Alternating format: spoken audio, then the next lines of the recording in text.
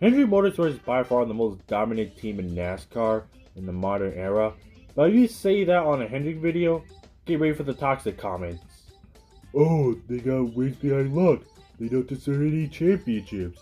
They're a bunch of Mickey. These people must not realize I can say the same thing about their favorite teams as well. Team Penske got 3 championships because of the playoffs. Kevin Harvick won 9 races because of luck. RCR was never the best team to begin with. Joe Gibbs Racing only got competitive because of Toyota. These teams are dominant, or used to be dominant. The same thing applies to Hendrick Motorsports. How can they be this stupid on this team? I'm not a huge fan of teams like JGR or Penske, but I don't act stupid and say they cheat. Even if you tell them how good they are, they proceed to be stupid anyway. It's obvious they're a bunch of childish fans that don't know nothing about them. If you say anything ignorant about Hendrick Motorsports on X or TikTok, I would say shut up and educate yourself before you speak. Before I get on why Hendrick is the best team in modern NASCAR, I want to tell you why I thought of this video to begin with. I thought of this video when I saw Elite Precision 29's video on the NASCAR Ignorance, and I agree with all of his points in that video. And after Chase Elliott won at Texas, and when Kyle Larson won at Kansas this year, there were a ton of stupid comments about the finishes, and it's so annoying. So I thought we would do the same thing that he did, but with Hendrick Motorsports. Hendrick Motorsports started with the All-Star Racing with only 5 employees, and it wasn't doing well, but Jeff Bonai saved the team by winning at Martinsville. So they continue on, and they kept being the most dominant team throughout the 1990s, 2000s, and the early 2010s. And in 2018, they went downhill but got a resurgence in 2020. I even made a video of the Hendrick resurgence. And throughout the 2020s, people will just hate on Hendrick for stupid reasons. They're a bunch of cheaters. Okay, then let's just look at the penalty reports on J-Ski. We're not including pre-race, tire fall-offs, or fines. 2020, Jimmy Johnson was DQ'd in the Coke 600. 2021, Chase Elliott DQ'd in the Ally 400. Chase Elliott and Alex Bowman received L1 penalties for engine alkalization infractions. 2022, William Byron got fined and lost some points at Texas. Yes, I know I said there's not going to be fines, but if it includes a points penalty, then that's when I include a fine. 2023, Hendrick Motorsports got hit with an L2 penalty. Bowman and Byron got hit with an L1 penalty.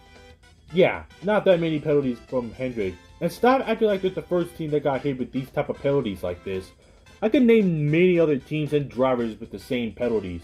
In 2022, Denny Hamlin and Kyle Busch finished 1-2, but in post-race, they got disqualified for front of the car that had packaging tape to get better advantage.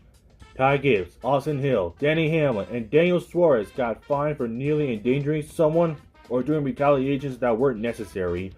RFK Racing, Michael McDowell, and Jeremy Clemens got hit with an L2 penalty in 2022. And that's what led to them not having a good season. Y'all get my point? Just because they got hit with those penalties doesn't mean they're the first to do it. It doesn't matter if different teams got hit with those penalties. You shouldn't be blaming Chad Knaus or Hendrick in general. They don't run NASCAR, they don't make the cars, and they don't pay NASCAR to get out of trouble. If that's the case, then Hendrick would have led Chase Elliott and Alex Bowman in the playoffs in 2023. And they say that Hendrick Motorsports are fake champions? Oh my god. Let's take a look at the definition of champions then. I'm not even about to read this. If you want to pause this video and read it for yourself, then go ahead. I got a question to all the haters out there. How are they fake champions? Because of the chase in the playoffs? If you think that, then you must be this stupid. If it was the Winston format, then everyone, including the drivers that won under the playoff format and the chase format, would have raced differently. Do you know how many times NASCAR tried to change the format to stop Jimmy Johnson from winning 7 titles?